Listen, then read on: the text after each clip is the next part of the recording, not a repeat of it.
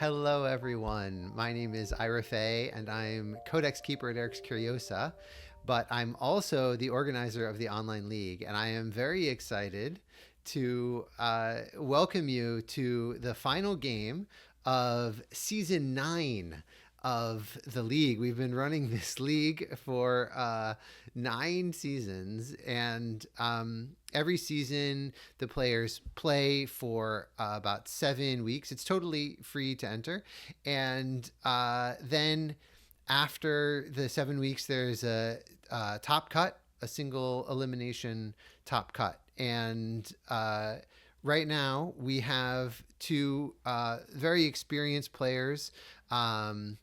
Dan, who is playing the Elementalist deck, and you can see Geoffrey, who is playing the Archimago deck. So I think this will be a very interesting matchup. Dan actually beat me to make it into the finals, so it's an exciting deck and an exciting matchup. I look forward to seeing what he ends up playing. It was interesting to see that he mulliganed away some powerful cards. Queen Guinevere obviously is quite good. All right, so it looks like so we're using the second player seer rule, and he chooses to put the site on the bottom. So let's see how things proceed. Looking at Geoffrey's hand, we see that he has some nice flexibility here, and obviously Blink is good to start filling up the cemetery.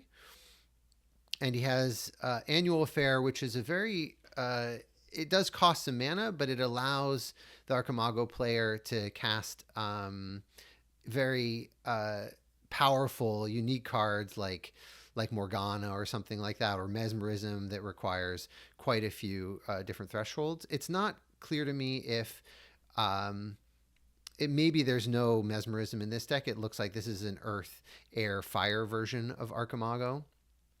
Obviously, that top deck of the Leprechaun was quite good for Geoffrey, and we see that Dan is playing a little bit of a slower game, ceding that space in the middle because he doesn't want to immediately take the damage from the Leprechaun. It's typically the case that, wow, some great top decks from Geoffrey, seeing the Leprechaun and then seeing the Common Sense. These are wonderful cards. I wonder if he's going to put the Annual Affair forward, blink the Leprechaun forward, but no, he's playing a little more defensive space. He's happy to take his time, and especially with that Common Sense, that was just a wonderful top deck. So Leprechaun followed by Common Sense were certainly excellent things for Geoffrey to see. And the Common Sense for Common Sense is a common strategy. Note that these rules, this is being played under the rules that existed probably by the time you're watching this video, will no longer be in effect, or I'm not sure if they'll be in effect or not. But there's a card called Haystack, which exists in it's a Gothic card that says your opponent's deck searches only search their top 3 spells or 3 cards. I can't remember exactly the text, but basically it can completely shut down Common Sense. So at the moment we are only using this is a little bit of an older rule set, because we started this a while ago. So we can see Geoffrey gets quite a lot of good information from the lookout, and you might have also noticed Sir Peleus being summoned underwater, so entirely safe from any sort of removal. All right, the blink being played. All right, getting to just cycle some cards. So the Archimago's plan really wants the game to take a long time, and that's why I think Geoffrey very thoughtfully kept his site placements away. And this really shows the significance of site placements, the choices that each of these players are making at this phase in the game are going to have long-lasting effects. So the double root spider will obviously be quite good against Serpelius or any minion that comes in. But the reality is, because of the Black Plague, the root spiders are just going to die. And that's exactly why I believe that Dan kept the Black Plague. It's an extremely powerful tool to fight against root spiders. I think we'll see an attack from Serpelius, who's going to be able to surface, moving freely, and then come in and attack the Leprechaun. So that was 2 steps of movement: free movement going to the surface, and then moving forward from the water site from the lighthouse to the ruins. All right, so both players are happy to stay far away from each other. Are we going to see King Arthur here? I would think we would see King Arthur here, but maybe you save King Arthur waiting for the infiltrate. We'll see. It's either going to be okay, so we see Sir Gaheris. That's fine. With the lance. And the rules around lances have changed recently, in which they only trigger when you strike other units, which were their original design intent. But this game is being played using the rules that we had at the start of the league, and therefore the lance will break as soon as it strikes a site. So Sir Gaheris will be able to inflict 4 damage. So right now there's 8 damage showing on the table. And I suspect a root spider will be played, even though it will be lost to the Black Plague. But at least it will stem the tide. If the root spider is played under the ruins, it will be able to slow the attacks. Also, you notice that the blink from the Archimago going sideways gets it out of projectile range for the grapple shot. So there's definitely some foresightful thinking, and the value of lookout in the hands of an experienced player should not be underestimated, because that information, both the Black Plague and the grapple shot, of course, as well as King Arthur, can have a significant impact on the sort of lines of attack and defense that Geoffrey is able to do. So we're going to see the tower being played. It's going to be 6 mana. It'll be interesting to see if there is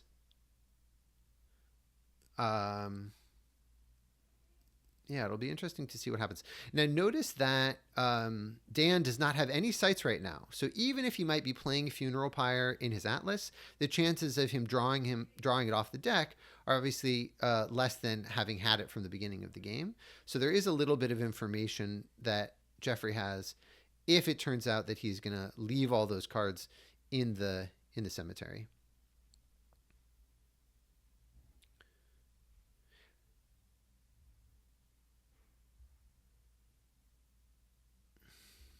Okay, so Lightning Bolt will be able to take care of Serpelius. And that was preferable to the Root Spider because he saw the Black Plague. I bet if he had not seen the Black Plague, it would have been much more likely to simply play the Root Spider.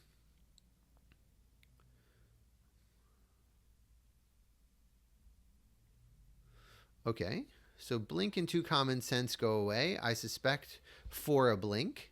We'll see what happens. Okay, for a Common Sense. All right, just to get another Common Sense in hand. So now there's another Common Sense in hand.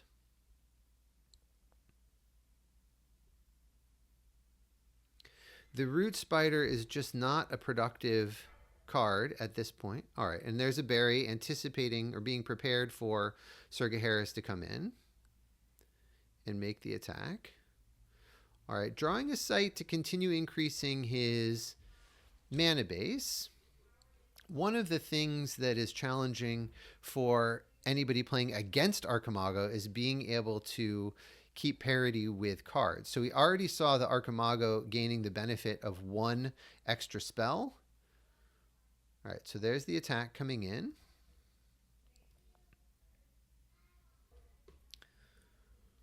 All right, another site, many threshold.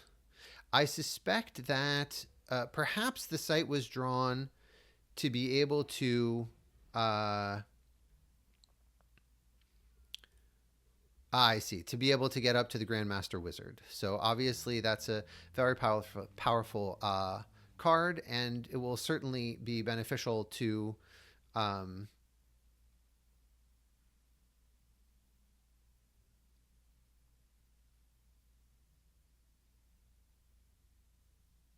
great. So the berry can be used against Sir Gaheris, and then again against from the cemetery against King Arthur.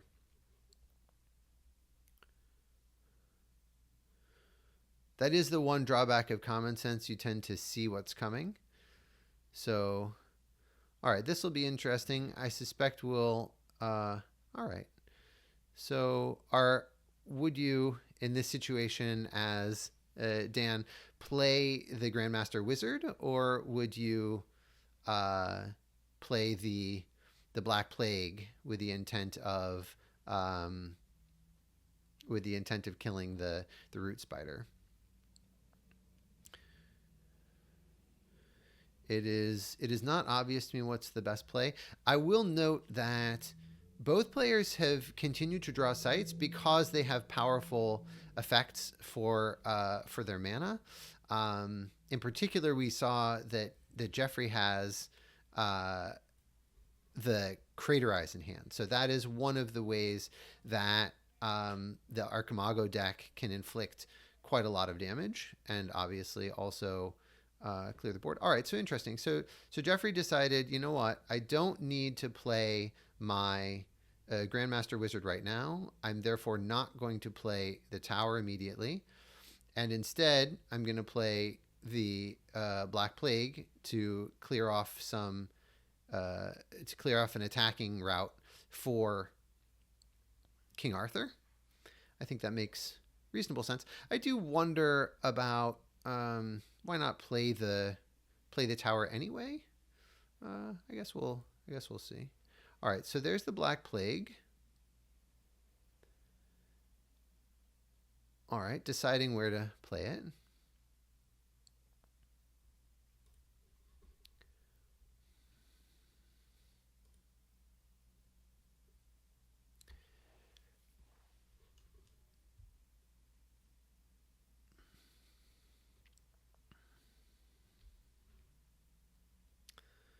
Not sure exactly how much this matters, but if there's some sort of grapple shot shenanigans, he is trying to think through what happens.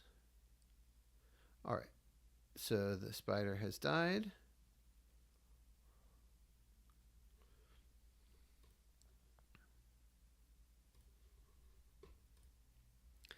All right, so Chains of Prometheus will certainly be a very powerful defensive strategy for the Archimago.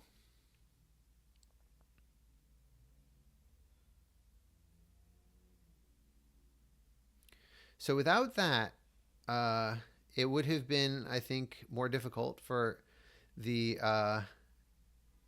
king to be controlled. He would have at least gotten in one attack against the ruins. All right, I suspect we will now see the Grandmaster Wizard.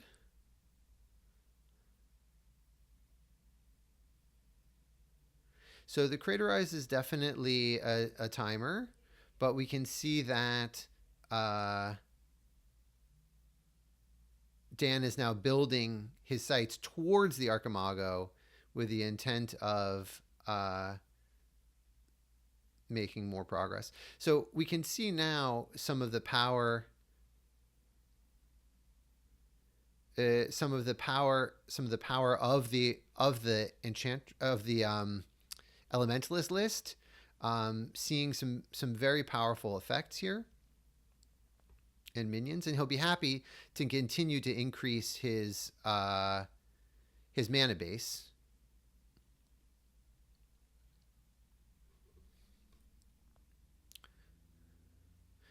So I think with the Grandmaster Wizard in hand, did you need last turn to kill the Root Spider? Perhaps. Perhaps that was a good play.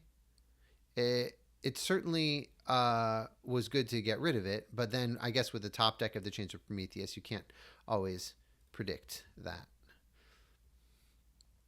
Of course, it was also quite a nice top deck to get the Grandmaster Wizard. I mean, obviously, both players have built their decks with many good cards in it, so the opportunities to have good top decks are high. And we see that Geoffrey got a Grandmaster Wizard of his own. Really a great card all around.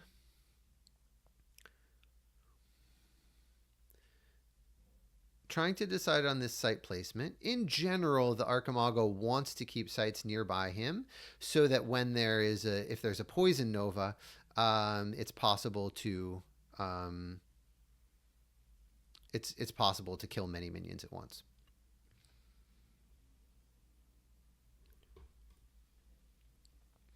When you have this many options, it's important to plan out your turn.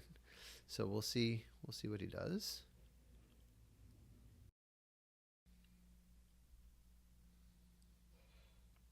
I think he may need to build toward the step, but I don't know for sure.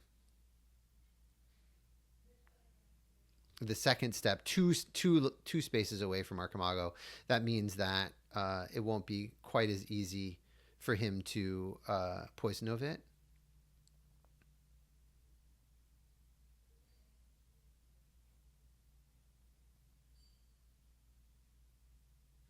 So with effectively 7 mana this turn, how would you distribute your minions?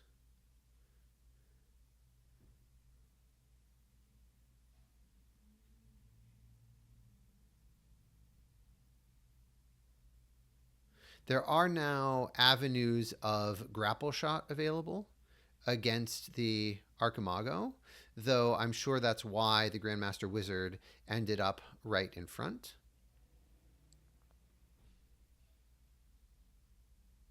I think in this case, Sormorian could be a really nice option, given that the Chains of Prometheus are in play. It can be nice to have a variety of minions spread out instead of one big minion. So obviously he may be scared of Poison Nova. Okay, I'm surprised he's continuing to draw sites.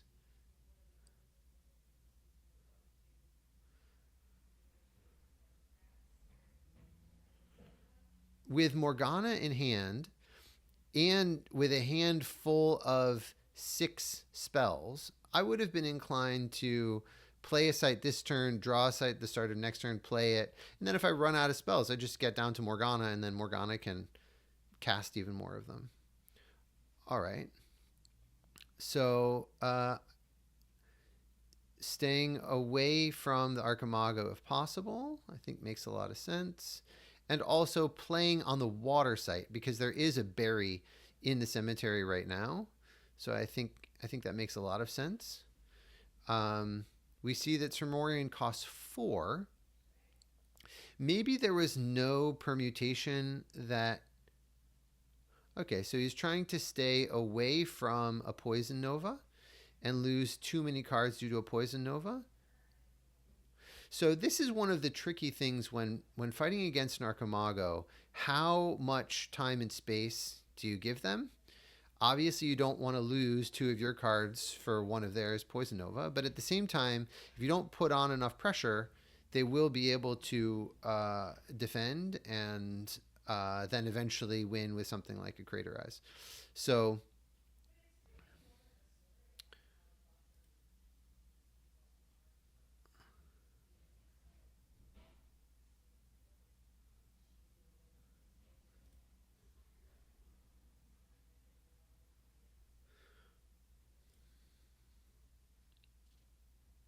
we can also see the benefit that the water sites are doing to defend against both Earthquake and Barry.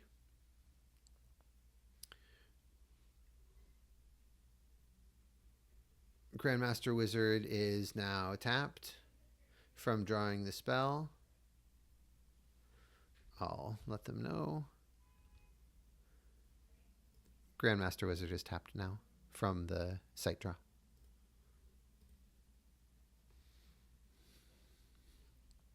Okay, so this is a situation where Crater Eyes is going to happen and then potentially happen again the very next turn. So that will obviously be a problem for Dan. I imagine we're just going to see a sight played and then, oh, interesting. I'm a little surprised by that movement. I'm surprised to not see a sight being played. Okay. Just taking it nice and slow, I guess. Okay, another Chains of Prometheus. All right, very hard to fight against 2 Chains of Prometheus. And also the Root Spider being defensive against grapple shots. So this is obviously a good I would say good situation for the Archimago. And both Sir Morian and the King of the Realm were tapped because of the chains.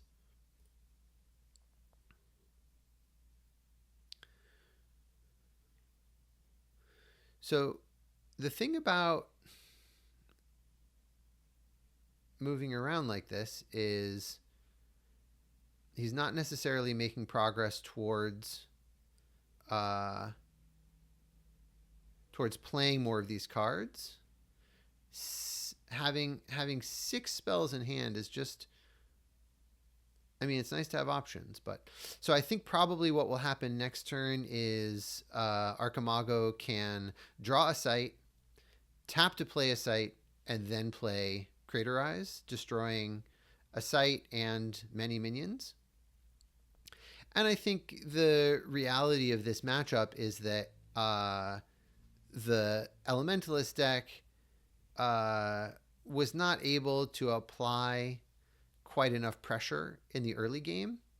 The fact that this Archimago deck is very defensively oriented, 2 Chains of Prometheus, the Root Spiders, obviously it's designed that way.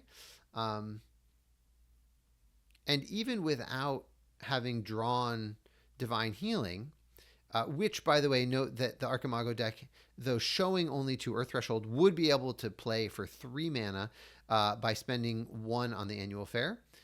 Even without the Divine Healing, it's not. It really hasn't been at risk. So it'll be interesting to see. I don't, just looking at the current cards, I don't see an easy way for the Elementalist deck to make progress here. I'm a little surprised that's not being played closer to the Archimago sites. And obviously it's not good to get hit by a Poison Nova. But with all of the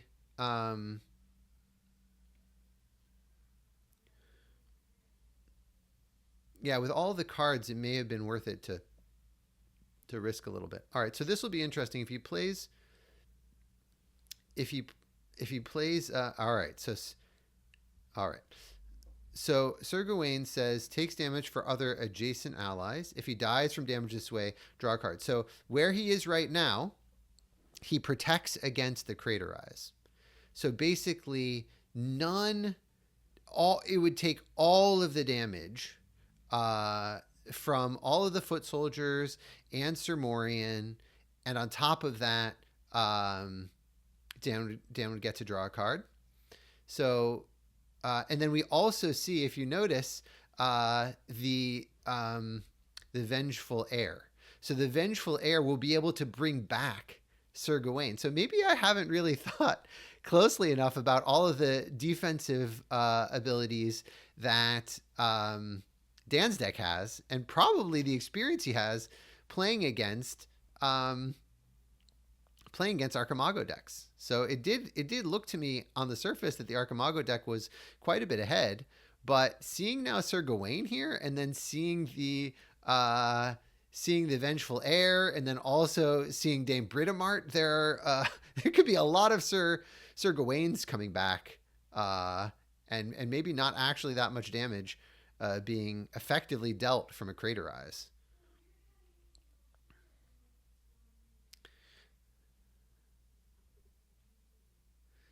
So even if the Archimago deck draws a draws an infiltrate or something like that. Oh wow, they wouldn't be able to successfully infiltrate because of King Arthur.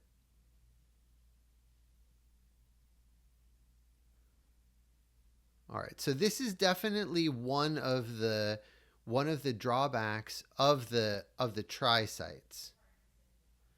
So the fact that if Caerleon upon Usk is moved off of the back row from the earthquake, it will not. It will no longer produce threshold and will no longer produce mana. So obviously these sites are quite good in terms of the threshold they provide, but there are some major drawbacks as well, particularly against earthquake or other site movement effects.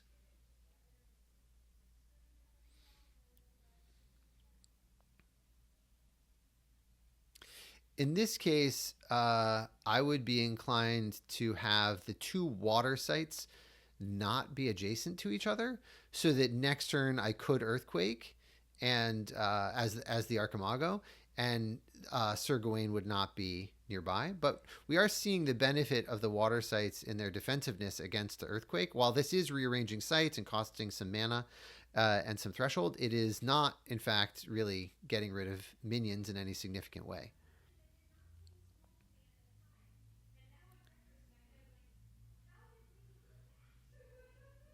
So it'll be interesting to see that the Crater Eyes plan, I think, was on track until Sir Gawain showed up. And now that Sir Gawain is there, the Archimago player doesn't have a lot of productive things to do. All right, so there's a root spider showing up again. This is the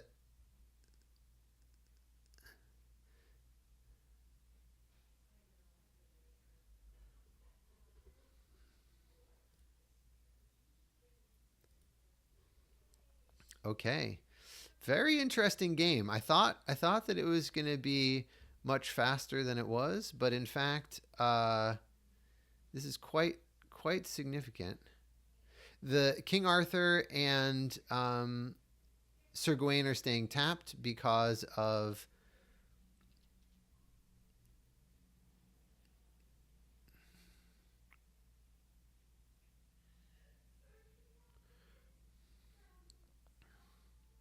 yeah, so the swap is quite interesting. I don't know exactly if now is the time to use it, or do you end up saving it for a bit.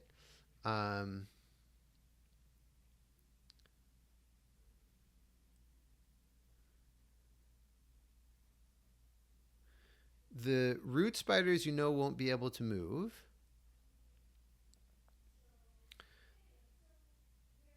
Maybe the foot soldiers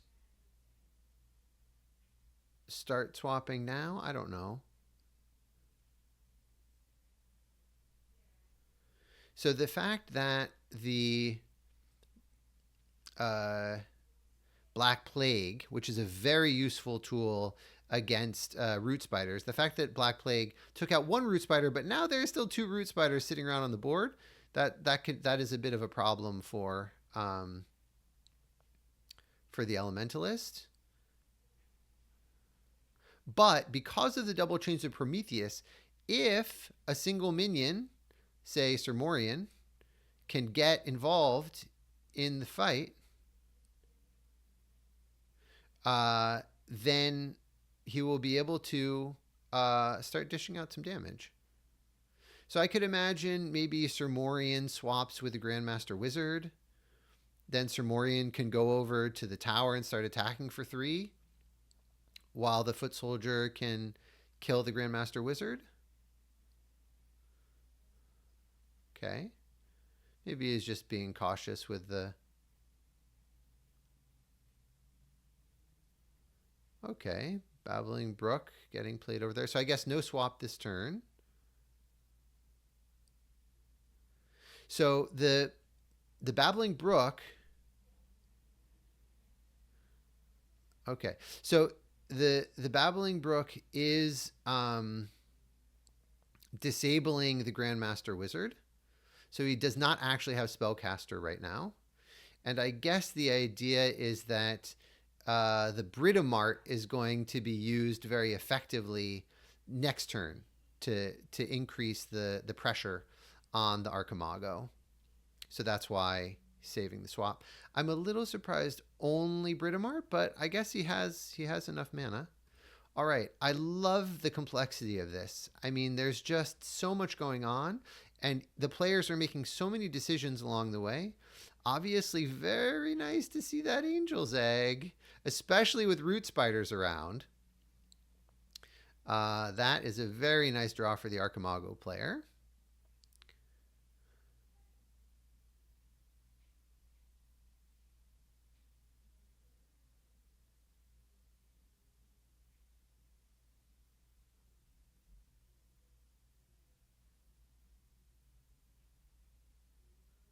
He said, I can't because I'm disabled.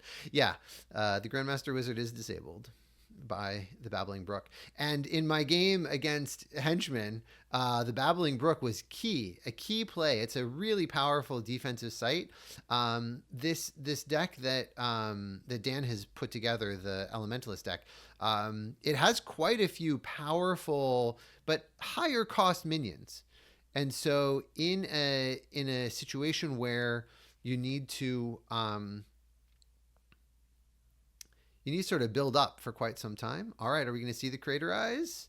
Sir Gawain taking one for the team. Oh my gosh, this might be the record damage I've ever seen Sir Gawain absorb. If the Crater Eyes is done, okay, so it's done over there. So Sir Gawain just took 7. Right, so Sir Gawain just took 7 plus 4 plus 4 plus 4. Did he draw a card? Did Dan just draw a card for Sir Gawain? Hold on one second. Shoot. Hold on one second, guys. Did Sir Gawain resolve?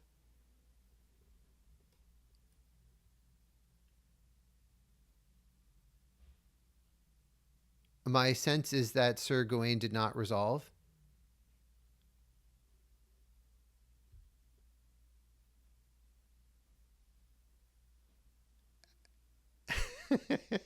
They're asking me tricky rules questions.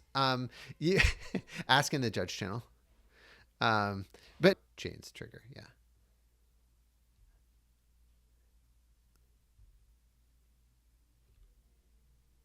Correct. Thank you. Okay, so obviously that was not the site that that was not the sort of site that Dan really needed at this moment.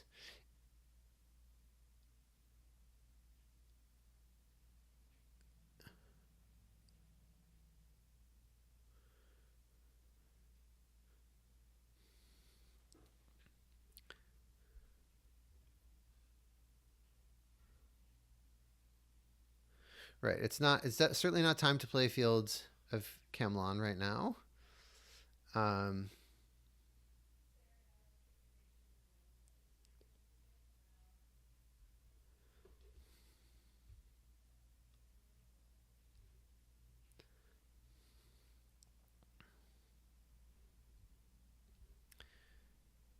yeah.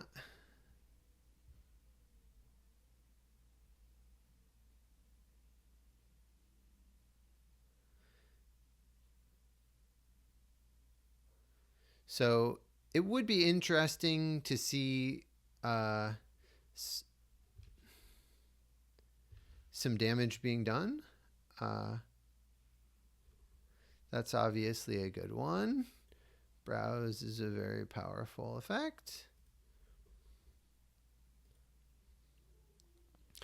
Interestingly, he didn't choose to play Angel's Egg last turn because he just didn't feel like he was under that much pressure. The Fields of Camelon in this situation are not as useful to Dan because he has 4 minions on the board. There's a Dame Britomart in there as well. It'll be interesting to see if Geoffrey chooses to recast the Craterize this turn or later. But certainly Sir Gawain is doing a lot of work right now,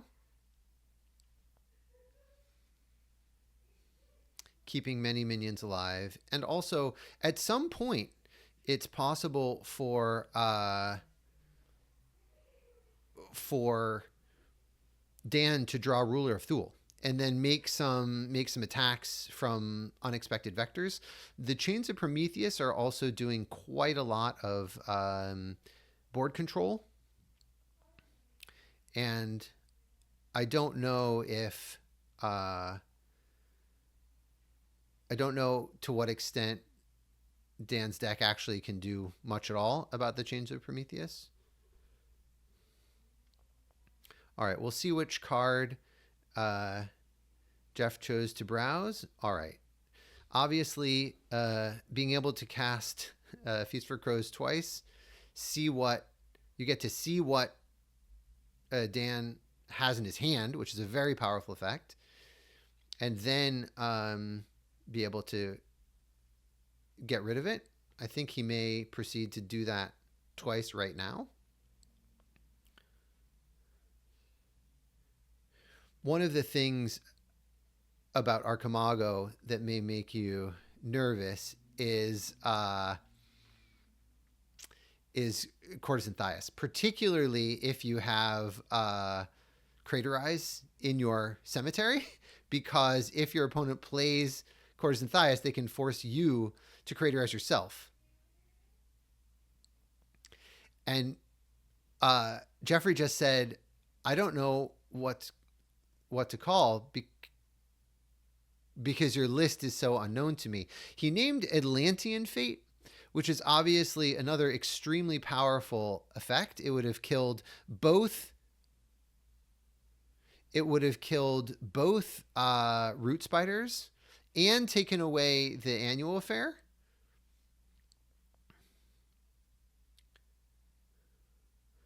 So this is a huge benefit of Feast for Crows. I wonder if at this point he's going to recast it and call Morgana. But he's also probably worried about Courtesan Thias, because Courtesan Thias could be a real problem. So he does. I assume he does find Atlantean Fate. Yes. So he did find Atlantean Fate, and let's see what else he does.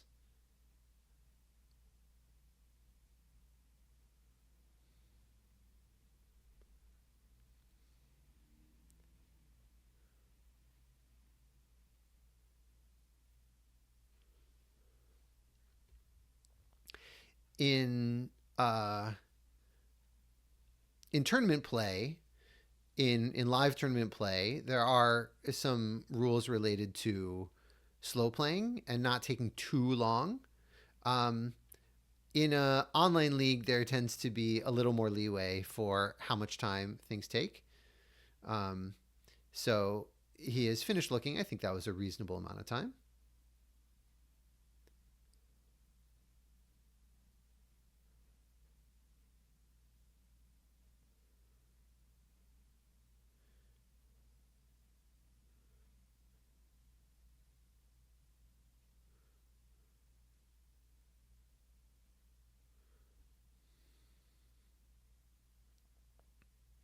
Okay, we just saw Dan shuffle his deck in hand again, so Geoffrey doesn't know where cards are. Okay, second browse.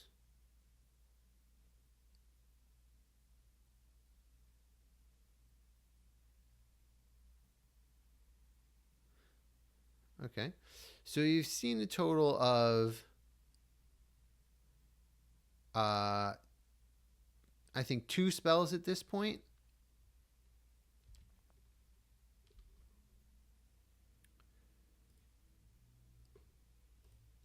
Would somebody mind stacking all of the banished Archimago cards so I can easily see how many cards have been banished from Archimago?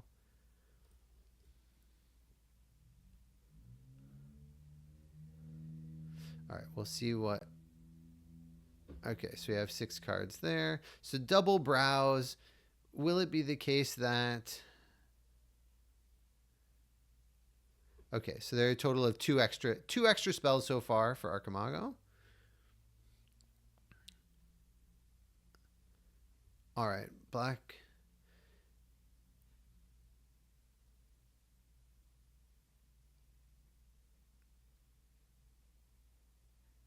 Okay.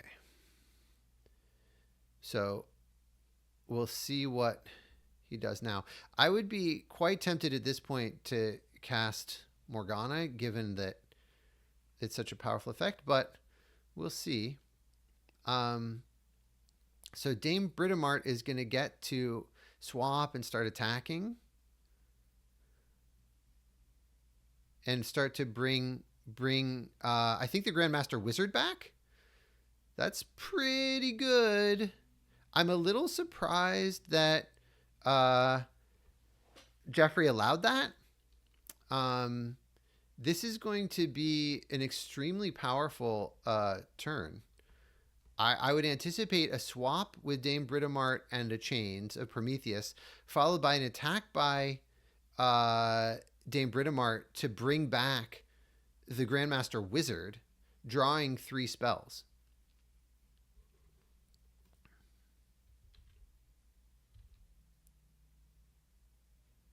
All right, let's see what happens.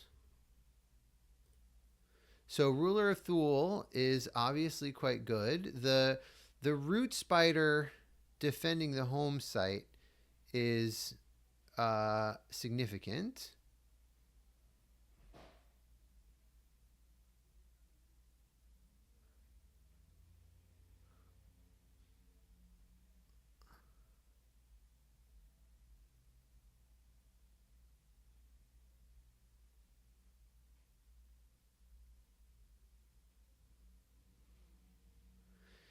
Because of the Crater Eyes available,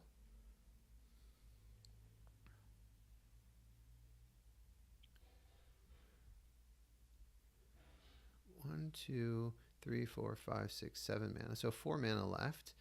Is Ruler of Thule going to come in and try and do a bunch of damage? Are we just going to... yeah, it's not clear.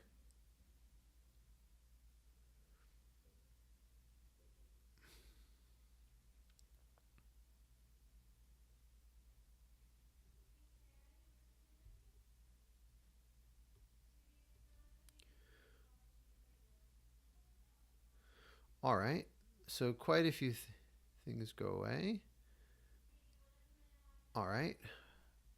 So there's just a huge amount of mana on that side of the board. But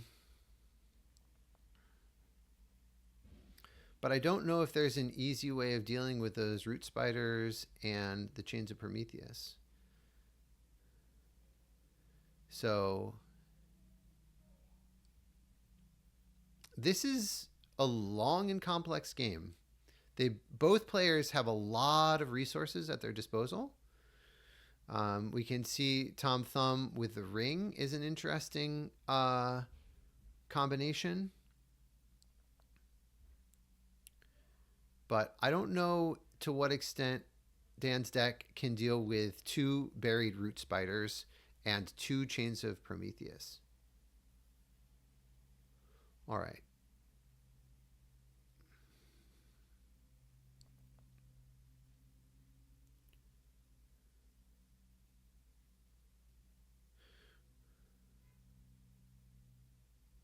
All right.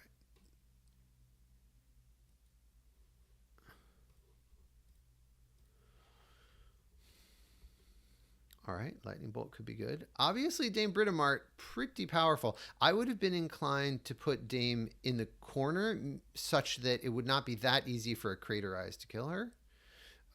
It's interesting that the Black Plague is now in some ways, the Grandmaster Wizard is in some ways protecting Dame Britomart from the Black Plague.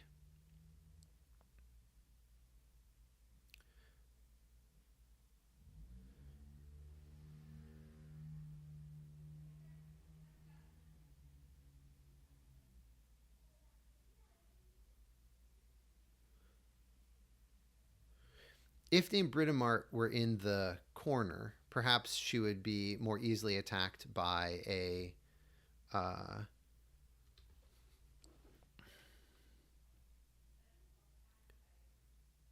all right.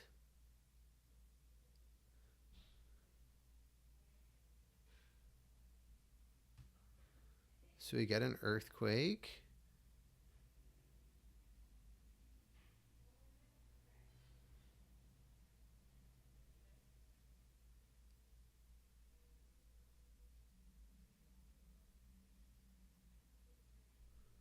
All right.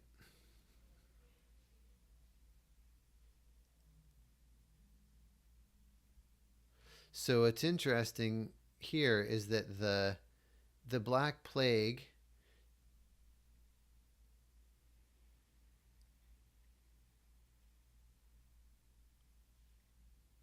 all right. So a disenchant would be quite significant here. Getting rid of both the Chains of Prometheus and the Black Plague.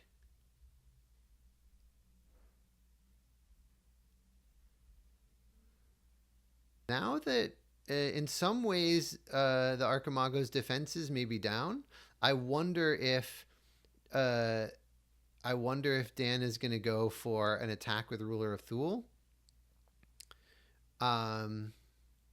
And just try and push in some damage.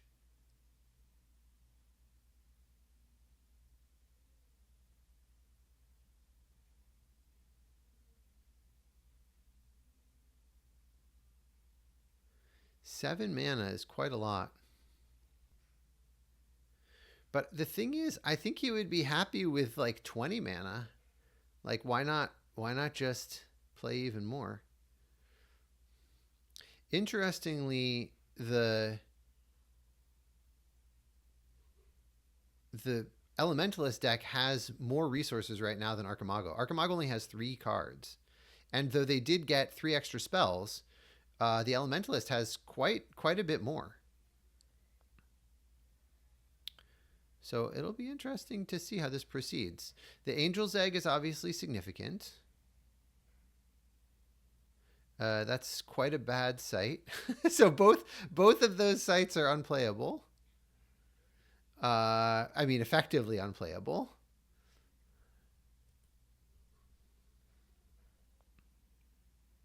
And we do see the benefit of the Archimago plan of just not playing very many minions.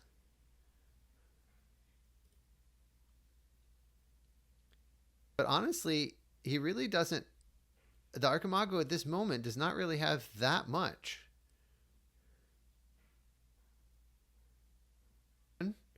7 damage.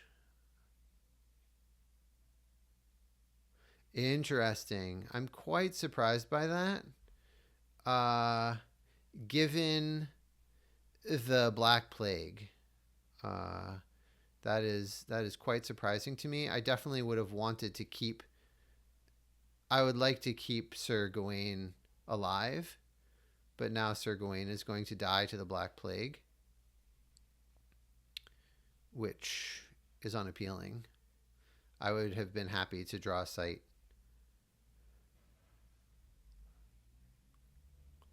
That's very significant actually, because as soon as Sir Gawain dies, then the Black Knight or the knight has to get tapped from the double chains.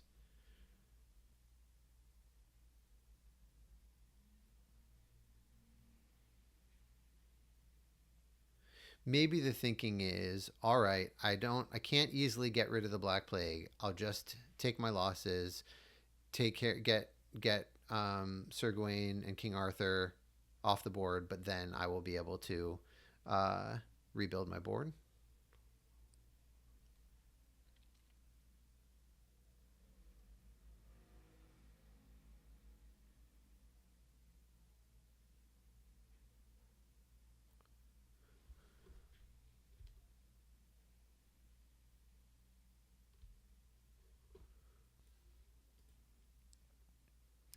Okay, so let's see what Dan drew.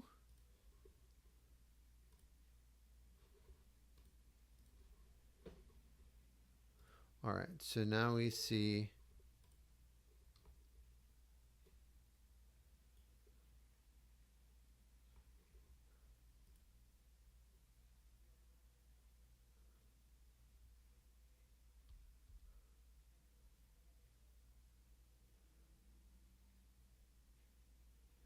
maybe ring at this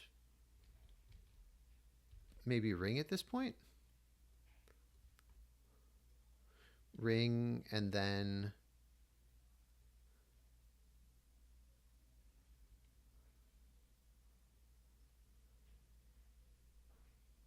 ring and then Plague of Frogs.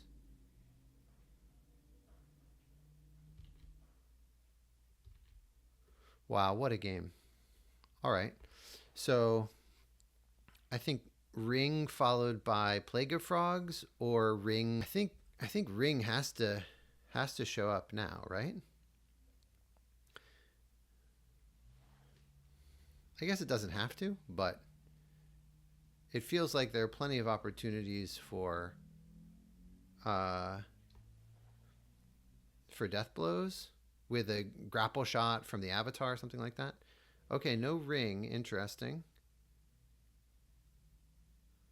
All right, I guess Plague of Frogs keeps King of the Realm alive.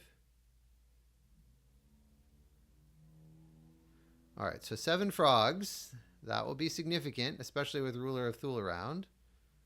I don't know how long Ruler of Thule will stay around, but at least it'll be likely to keep the King of the Realm alive.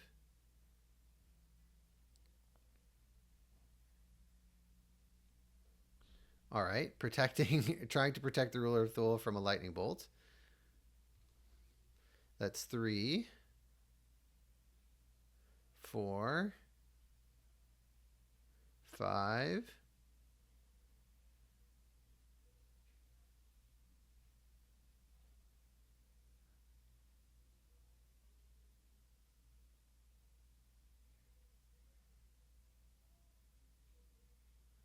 Probably more on the Black Plague, I would think. All right. Yeah.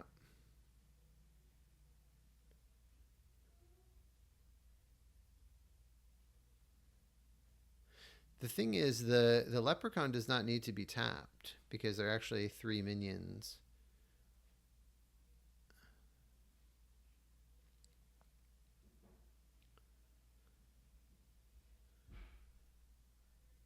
I'm a little surprised they're all the way over there.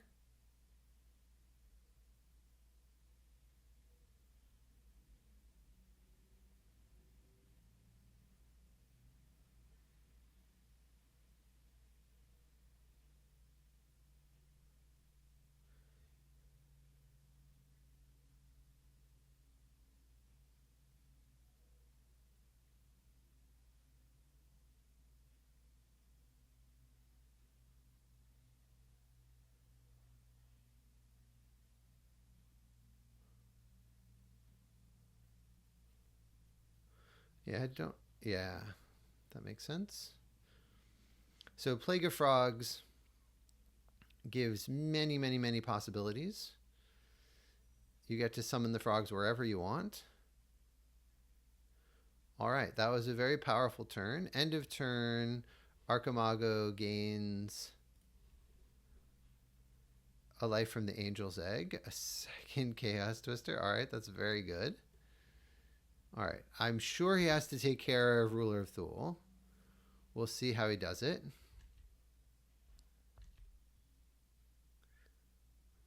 Okay.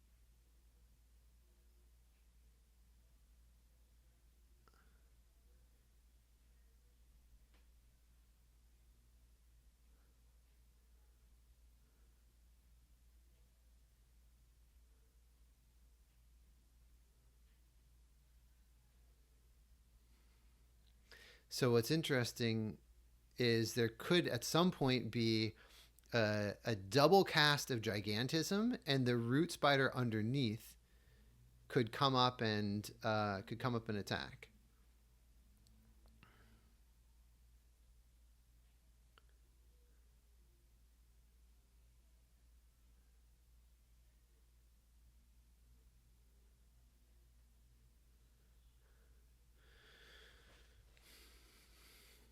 As Archimago, I would be inclined to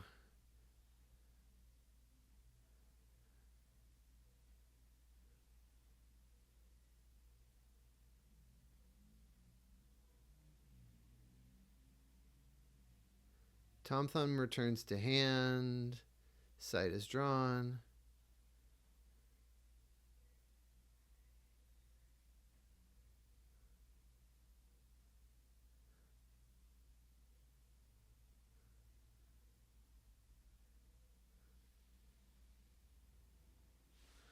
All right.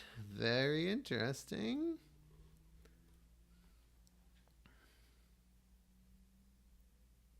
Wow. Okay. So that is a lot of damage. Do we have a ring? Oh, maybe a grapple shot plus. Yeah, I think that's Death's Door. Wait, is it Death's Door?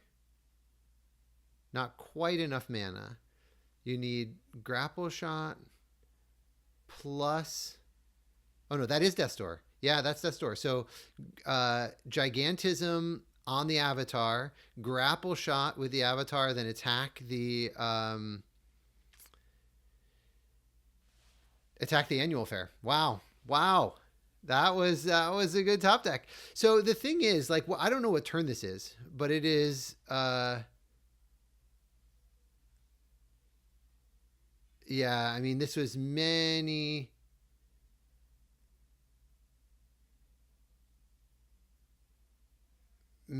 turns.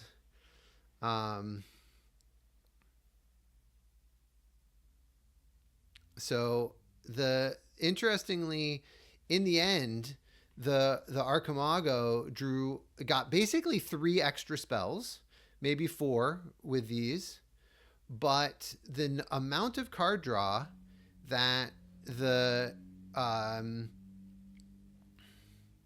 Elementalist got was so much through double, basically, Grandmaster Wizard, then Dame Britomart bringing back Grandmaster Wizard, several Leprechauns drawing sights.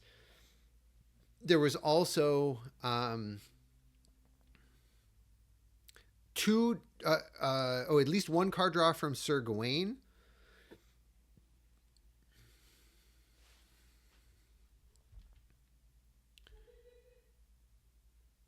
I can't tell if you're thinking about this, Jeff, but 2 of your minions need to tap. Oh, okay. Yeah, take your time.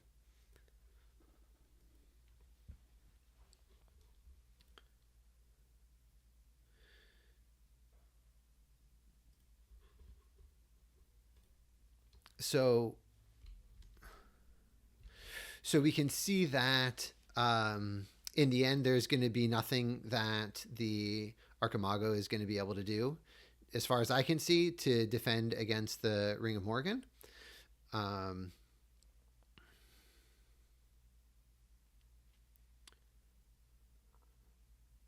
And also, of course, there's Major Explosion.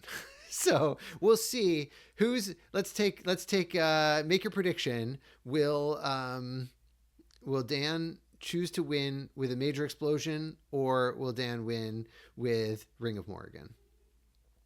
I think the Major Explosion is the more stylish win, but I guess we'll see.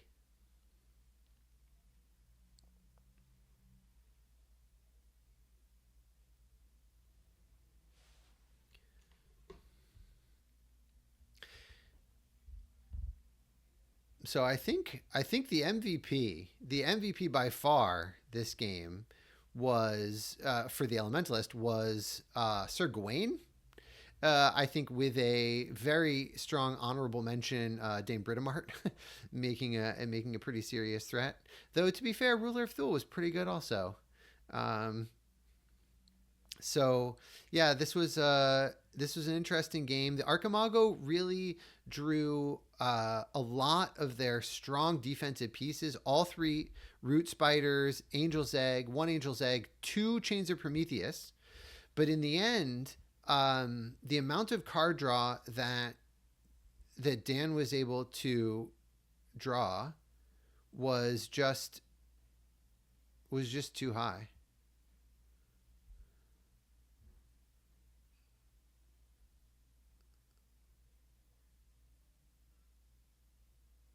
Yeah.